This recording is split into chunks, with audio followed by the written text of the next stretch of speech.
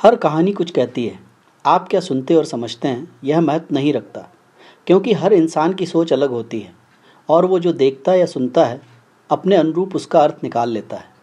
जैसे एक चोर का चोरी करना आपको गलत लग सकता है, लेकिन जैसे नौकरी, व्यापार या व्यवसाय आपका काम है, वैसे ही चोरी उस चोर का काम है।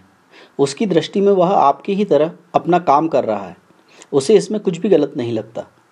नमस्कार दोस्तों, मैं आपका दोस्त देवरत्न आज आपके लिए एक मॉरल स्टोरी लेकर आया हूँ। उम्मीद करता हूँ आपको पसंद आएगी और इससे आपके जीवन मूल्य में वृद्धि होगी। तो जैसा मैं कह रहा था कि प्रश्न यह नहीं है कि आप क्या काम करते हैं, उससे महत्वपूर्ण बात यह है कि आप अपना काम कैसे करते हैं। तो आइए कहानी की तरफ बढ़ते हैं।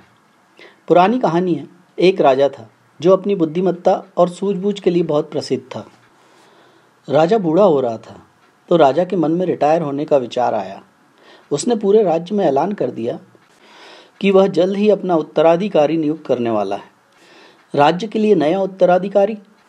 एक नए उत्तराधिकारी की खोज की खबर से पूरे राज्य में हलचल मच गई। राजा के सत्ता में आने के बाद से उसे सबसे बुद्धिमान माना जाता था। उनकी चतुर नीतियों ने राज्य को एक न्यायपूर्ण और संतुष्ट राष्ट्र बनाने में मदद की थी। उसके शासनकाल के दौरान राजा का कोई पुत्र नहीं था, इसलिए राजा अपने राष्ट्र के लोगों में से किसी योग्य युवक को राजा बनाना चाहता था। राजा ने राष्ट्र के युवाओं को एक साथ बुलाया और उन्हें शाही हाल में इकट्ठा किया।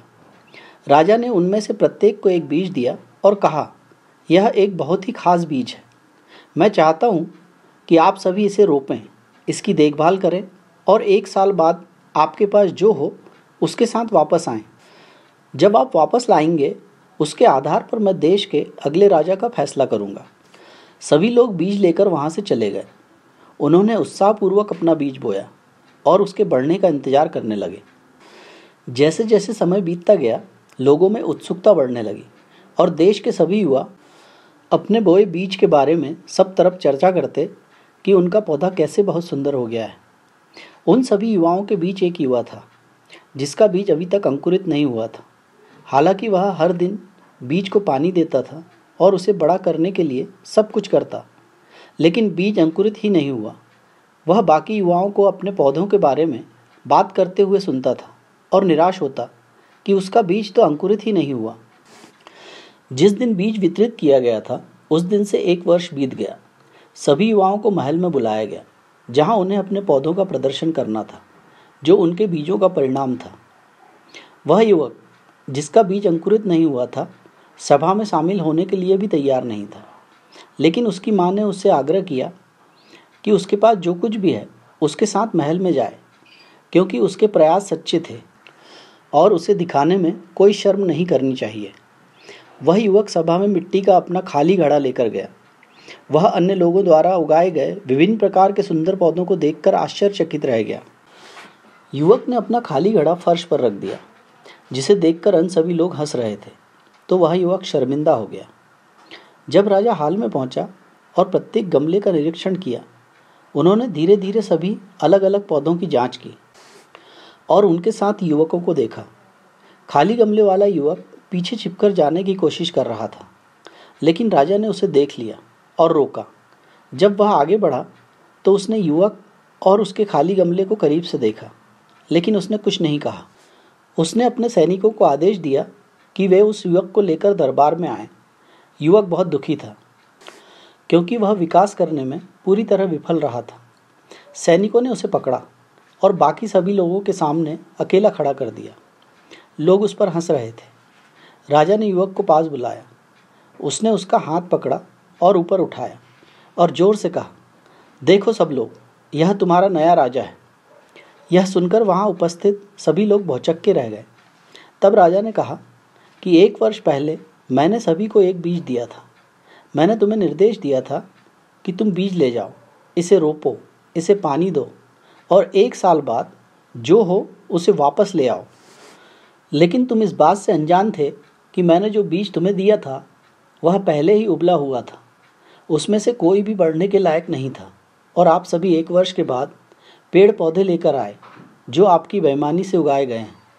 जिन बीजों से वे पौधे उगे हैं वे वो नहीं थे जो मैंने आपको प्रदान किए थे। और इस युवक को देखो, वह आप सभी के बीच एकमात्र ईमानदार व्यक्ति है जिसने ईमानदारी से अपना प्रयास किया और खाली गमला लेकर आया, जो उसकी हिम्मत को दिखाता है। इसलिए यही आपका शासक बनने के योग्य है। यदि हम अपने जीवन में देखें तो पाएंगे कि ईमानदारी हमारे जीवन में बहुत महत्वपूर्ण है।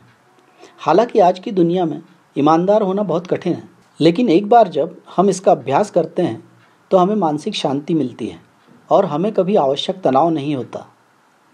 एक बार जब हम ईमानदार हो जाते हैं तो हम किसी भी चीज़ से नहीं डरते, क्योंकि हम जानते हैं कि हमने कुछ भी गलत नहीं किया है।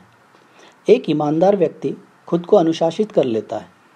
एक ईमानदार व्यक्ति जानता है कि क्या करना है और क्या नहीं करना है। लोग उस पर भरोसा करेंगे, अन्य लोग उसका सम्मान करेंगे। लेकिन जो व्यक्ति ईमानदार नहीं है वह दबाव महसूस करता है और अपने दोषों के लिए तनावग्रस्त भी रहता है। लेकिन ईमानदार व्यक्ति को ऐसी कोई समस्या नहीं होती। दूसरों को धोखा देने वाले के अधिक मित्र और शुभचिंतक नहीं होते। वॉरेन बफेट द्वारा कहा गया एक बहुत प्रसिद्ध उद्धरण है कि ईमानदारी एक बहुत महंगा उपहार है, सस्ते लोगों से इसकी उम्मीद न करें। ईमानदार होने का मतलब अपने काम या नौकरी के प्रति ईमानदारी, अपने परिवार के प्रति ईमानदारी, अपने दोस्तों के प्रति ईमानदारी, अपने आप के प्रति ईमानदार होना है। एक बेईमान व्यक्ति को जल्द ही सफलता मिल सकती है, लेकिन उसकी सफलता लंबे समय तक नहीं टिकती, जबकि ईमानदार व्यक्ति को देर से मिली सफलता हमेशा के लिए होती है। इसलिए जीवन का कोई भी क्षेत्र क्यों न हो, आप ईमानदारी को कभी न छोड़ें। दोस्तों, जब ईमानदारी की बात आती है ना, तो मुझे एक वाक्य याद आता है। मेरा एक स्टूडेंट चीटिंग करता पाया गया, तो मैंने उसे समझाया कि देखो, जीवन में कठिनाइयाँ आती हैं, लेकिन हमें ईमानदारी से उनका सामना करना चाहिए। आजकल के बच्चे मुँह फट हैं। वो बोला, कैसी ईमानदारी सर? आजकल कौन ईमानदार है? मुझे उससे ऐसे जवाब की उम्मीद नहीं थी। मैं शॉक्ड रह गया। फिर संभलते हुए बोला, बेटा, हमारे देश में बहुत ईमानदार लोग हैं। जैसे? और मैं सोच में पड़ गया, किसका नाम लूँ? लेकिन उसने देर नहीं की।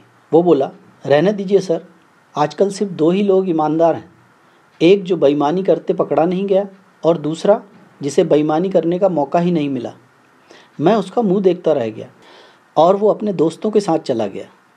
उसके जाने के बाद मैंने उसकी बातों पर गौर किया तो पाया कि एक तरह से वह सच ही कह गया, क्योंकि जो कुछ देश दुनिया में चल रहा है और टीवी, सिनेमा, सोशल मीडिया पर चोर, बेईमान, भ्रष्ट लोगों के बारे में जिस तरह दिखाया और बताया जाता है, वह हमारी न्यू जनरेशन को इंस्पायर्ड ही करता है।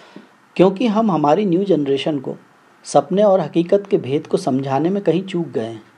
हमने उन्हें बड़े सपने देखना तो सिखाया, लेकिन उसे पूरा करने में लगने वाले समय और कठिन परिश्रम को समझाने में नाकाम रहे।